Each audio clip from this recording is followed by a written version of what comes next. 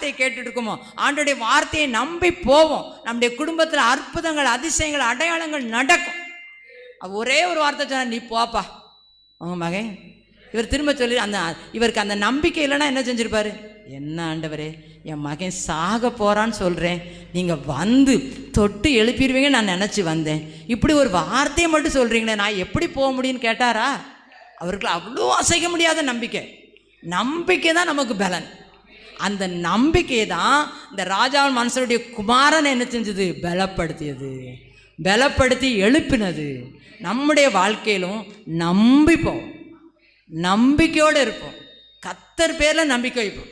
மனுஷரில் நம்பிக்கை வேண்டாம், கர்த்தர் பேரில் நம்ம நம்பிக்கை என்ன செய்வோம்? வைப்போம். மனுஷரை நம்பி இன்னைக்கு வஞ்சிக்கப்பட்டவர்கள், ஏமாந்து போனவர்கள் நிறைய பேர். வேலை காரியத்தில், வீடு கட்டுற காரியத்தில், மற்றபடி என்னென்ன காரியங்களுக்கெல்லாமோ பணங்களை கொடுத்து கொடுத்து கொடுத்து ஏமாற்றப்பட்டு வஞ்சிக்கப்பட்டு நிறைய பேர் இன்னைக்கு கடனாளிகளாக இருக்காங்க, கஷ்டப்படுறாங்க.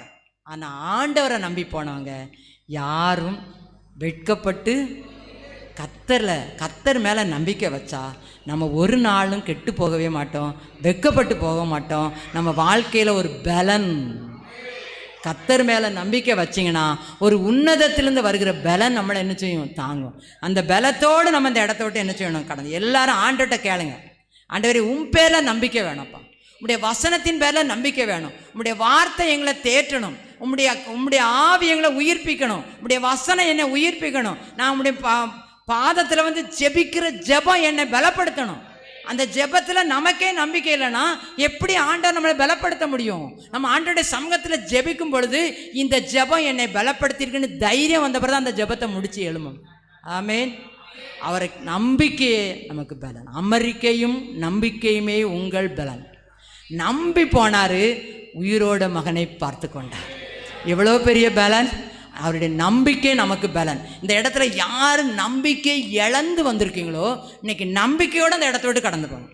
அந்த நம்பிக்கை தான் நம்ம என்ன செய்யணும்? பலப்படுத்தும். அந்த நம்பிக்கை தான் நம்மளை வழி நடத்தும். அந்த நம்பிக்கை தான் நம்மளை தைரியப்படுத்தும். அந்த நம்பிக்கை தான் நம்மளை வாழ வைக்கும். உயிர் போகிற நிலையில் இருந்த மகனை உயிர்ப்பிக்க வைத்தது அந்த நம்பிக்கை. அந்த தகப்பனுடைய நம்பிக்கை தான் அவருக்கு உயிரை கொடுத்தது. என்ன ஆண்டவரை நீர் வராமல் நான் போக மாட்டேன்னு அவர் அவநம்பிக்கையா அவிசுவாசமா ஒரு வார்த்தை ஆண்டவர்கிட்ட கேட்டிருந்தா கூட எப்படி காரியம் நடந்திருக்குமோ தெரியாது. ஆனால் வேதத்தில் அவர் நம்பி போனான். எந்த டைமில் ஆண்டவர் நீ போன்னு சொல்லி அனுப்பினாரோ அதே டைமில் அவன் உயிரோடு எழும்பிட்டான். நம்பிக்கை நமக்கு பலன். எல்லாரும் இந்த நம்பிக்கையோடு இந்த இடத்த விட்டு கடந்து செல்ல போகிறோம். ஆண்டவர் நம்மளை நம்பி தந்திருக்கிற இந்த ஊழியத்தை நம்பி தந்திருக்கிற நம்முடைய குடும்பத்தை நம்பி தந்திருக்கிற நம்முடைய பணிகளை நம்பி தந்திருக்க